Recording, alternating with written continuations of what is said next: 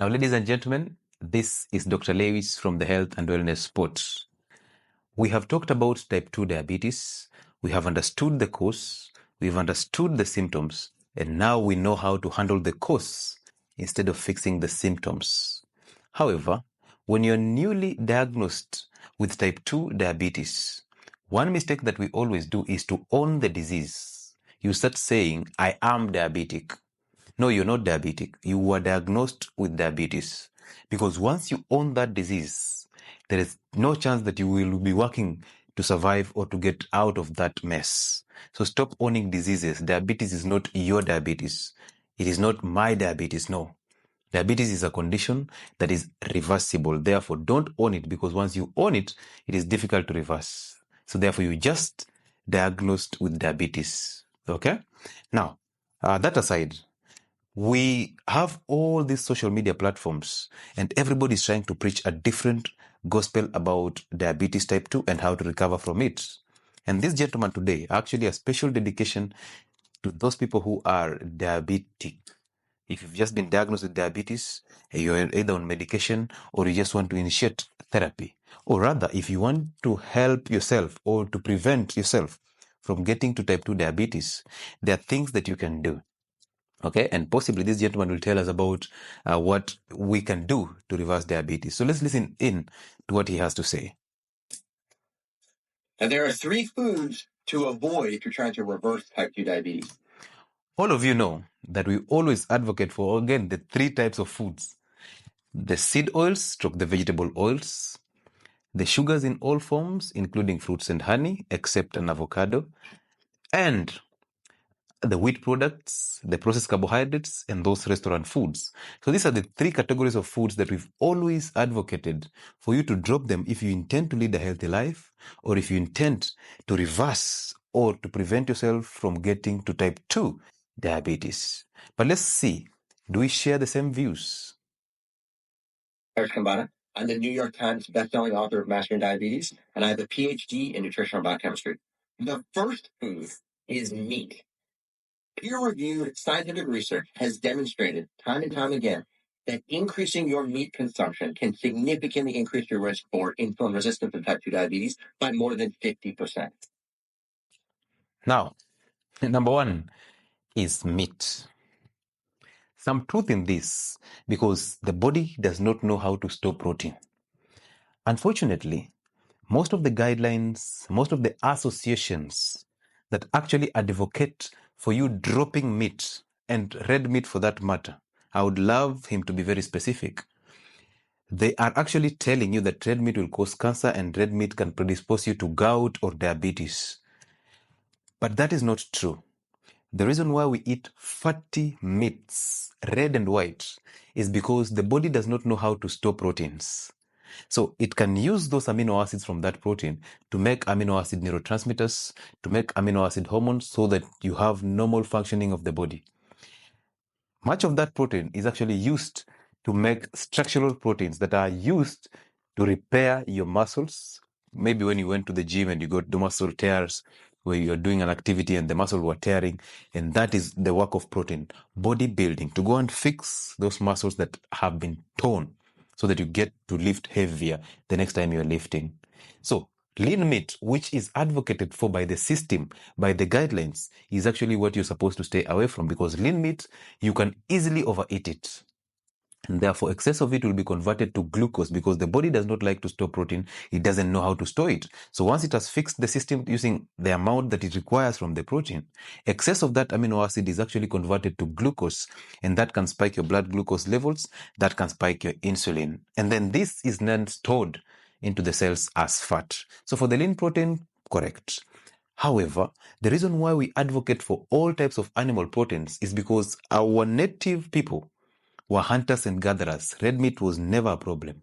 Our Maasai people are eating meat on a daily basis, and cases of diabetes, cancer, and all this, arthritis and inflammatory conditions in the Maasai community is very minimal, because they eat red meat, they walk long distances, they consume herbs, and they do not consume the processed foods that we do eat every time. So when we eat fatty meats, you will not overeat it, because fat is satiety. Okay. Then when you don't overeat it, that means you'll get maximum benefits from that protein, including the fat. And the fat will actually help you also absorb the fat soluble vitamins from the vegetable that you ate with that meat. This vitamin A, vitamin D, vitamin E, and vitamin K. So therefore, this gentleman was trying to play safe. He just said meat, but did not mention what type of meat, what kind of meat, and is it fatty or lean protein. But I know you've already seen the research that is actually talking about red meat being dangerous to your system, but nobody's talking about fatty red meats. Red meat is not a problem. Processed red meat is the problem because of the preservatives, the nitrates, and because of the MSG that messes up your gut, messes up your system, inflames your system, and messes up your brain. Also, red meat, the lean meat, is another problem because you will end up overeating it. And when you overeat it, it can predispose you to high glucose in the system. Let's continue. Food is cheese. Cheese contains a significant amount of saturated fat. And saturated fat is the one nutrient that can induce insulin resistance more so than any other nutrient, including sugar. Now, that is a lie.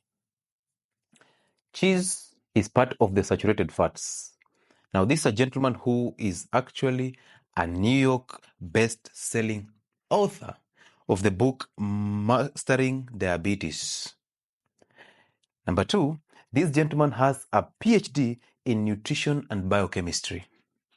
But this is the same gentleman that goes ahead and tells you that saturated fats are a problem when you are type 2 diabetic. Now, all of you have been avoiding the saturated fats, the ghee, the tallow, the cheese, the butter, the coconut oil.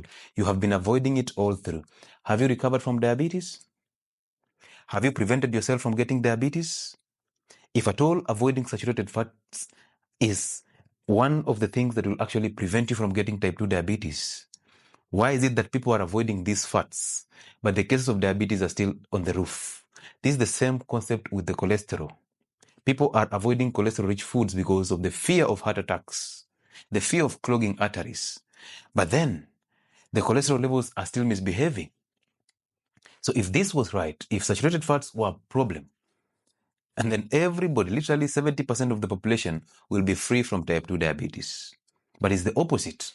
People are getting this because of consuming seed oils and vegetable oils, the industrial seed oils and industrial vegetable oils. But nobody wants to talk about that. Everybody wants to blame these saturated fats. So now at this moment in time, I'm starting to think that this is marketing, because why would he sell to us the idea that he has a PhD in nutrition and biochemistry? Number two, why would he sell to us the idea that he is the best-selling author of a book that is talking about type 2 diabetes? Why don't he just go straight to the point and tell us this is what you're supposed to do? Why would you brag about this so that you buy my attention? You're actually buying my attention using your and this is not to disrespect him, but the reality is you do not have any reason to tell me what you have done, what you have achieved. And then as we continue this video, you'll realize he will mention something that I'll actually comment about it later on, the peer-reviewed papers. So saturated fats are supposed to be consumed. Fat will never make you fat. You need that fat to lose weight. You need that fat to help you reverse insulin resistance, because when you eat fat, it is the only food that cannot spike your insulin levels. Therefore, you are safe when you're eating fats. So saturated fats, cheese should be consumed. Butter, ghee, tallow, coconut oil, lard, all this should be consumed. Just remember this, that is from New York. And the American Heart Association is an organization that actually supports the use of seed oils and vegetable oils as healthy. Now you know where we're headed to. So be always listening keenly to what they say. So let's hear number 3 food that he's mentioning. Is oil. When you increase your oil intake, a small amount of oil can go a long way in increasing your total fat content, and that right there can induce insulin resistance, which then predisposes you to prediabetes and type 2. Good. He mentioned oil. So number 1 was meat. Number 2 was cheese. And number 3 is now the oils. But listen to this. This gentleman is playing very safe. He did not mention the type of oil. Extra virgin olive oil is a good oil for consumption. So is he talking about extra virgin olive oil? As long as you do not hit it to higher temperatures, extra virgin olive oil is still good for consumption. Is he mentioning seed oils? Why is he playing safe? Like why? Why is he telling us just oil? Which oil are we talking about? Remember, in number 2, he actually demonized the saturated fats. So, but he's not mentioning directly the seed oils or the vegetable oils. So which oils is he talking about? So when you're a diabetic person, you're trying to recover, you're wondering now which oil am I supposed, should I throw away the macadamia oil? Should I throw away the extra virgin olive oil? Which oil should I take? And he's actually saying small amounts of the oils will predispose you to type 2 or pre-diabetes. Now you start wondering, how much is this small oil? How much is that? And I'm starting to think that this is a marketing strategy, and forgive me if I'm overthinking, but let's just finish it up. For tips like this, click the link in our bio and subscribe to the channel, and we'll see you soon. Good. Click in the link in the bio and subscribe to the channel, which is okay. To market your channel is nothing bad about that. But when he mentioned peer-reviewed papers, that's when I knew we have gone south, because 98% of researchers agree or conform to whoever funded their research. Now, you can never do a research and be funded, and then you talk against whoever funded that research. Is it the reason why we are shallow here? Is it the reason why we're just mentioning oils, cheese, saturated fats, all this? And there's no way. Fat is the only macronutrient that does not spike insulin levels. Protein spike insulin levels at a later stage when you absorb it and you convert it into glucose. Carbohydrates are known to be the super spikes of insulin in your system, causing insulin resistance and type 2 diabetes. Fruits are part of that list that will cause you insulin resistance through a fatty liver. Same to alcohol. Same to processed foods. But saturated fats do not cause you any harm at all, because 1, they provide you with energy. Number 2, they provide you with cholesterol, and you need cholesterol to fix inflammation that is actually caused by those 3 foods that we mentioned: seed oils, wheat products, and sugar. So this gentleman has mentioned meat, problem. Has mentioned cheese, problem. He has mentioned oils, problem, but he did not mention which type of oils. Therefore, be always very keen when you're listening to people who are actually trying to sell you the agenda, a certain agenda. Always be very keen when somebody is trying to buy your attention by telling you their papers, when they're trying to tell you the new research, the new guidelines, the this and that, I am this and that. Please, these people are smart. Okay, these people are very smart. So yes, you can click in the link in that bio and go and watch those videos and enjoy them. But always open your third eye and always know that anytime something is being marketed to you, you have to question it deeply. So for you to prevent type 2 diabetes, consume saturated fats, including cheese. Eat meat, make it fatty, red and white, eat them in plenty. Number 3, drop all the seed oils and the vegetable oils and consume saturated fats. Use them for cooking. This is the ghee, this is the tallow, this is the coconut oil, this is the lard. All of them, enjoy them in plenty. That is my take.